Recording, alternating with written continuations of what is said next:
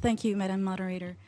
To stick to the 3 minutes, I try to be very concise. First, to say that we do celebrate the report, that we find it is a balanced report, and also to highlight that this process is actually taking place with civil society, as this forum shows.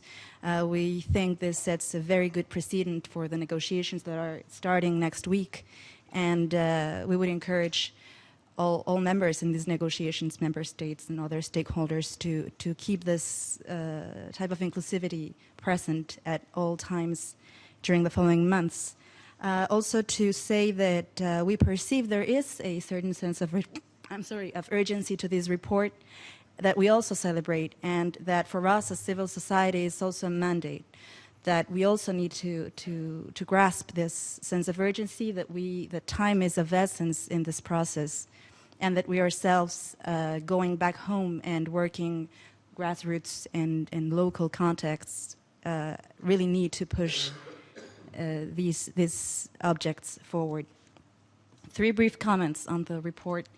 One thing that has been said before and that I would like to highlight again is the need for participation. Knowing that means of implementation and accountability will be spoken of at length in the following table, I would just like to point out that there are 3 elements that must go together: transparency, accountability, and participation, and that they cannot go alone. And in fact, participation is essential to any way in which we end up defining accountability. Agreeing with what has been said, participation must be there not only as a means but as an end, and we need to focus on how these objectives will lead to participatory mechanisms that can be put in place. Secondly, the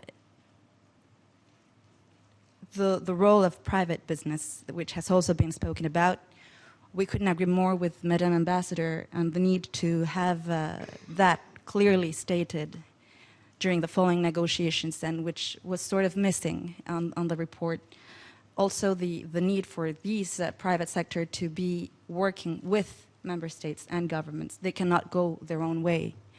And this is also a way of ensuring that justice is closer for workers, for their families, for indigenous communities, etc. And on the final point, also take what Ms. Vermeulen also pointed out on education. We think it is important that the contents and the sense that the Open Working Group document gave to education is taken into consideration again, not only to enlarge the focus on all age groups, not only primary education, but also on the general sense of what we are educating for. We feel that we need to get back the idea of educating for peace, educating for citizenry, educating on a peace approach, and not just the technical, labor-oriented features of education. That be all. Thank you.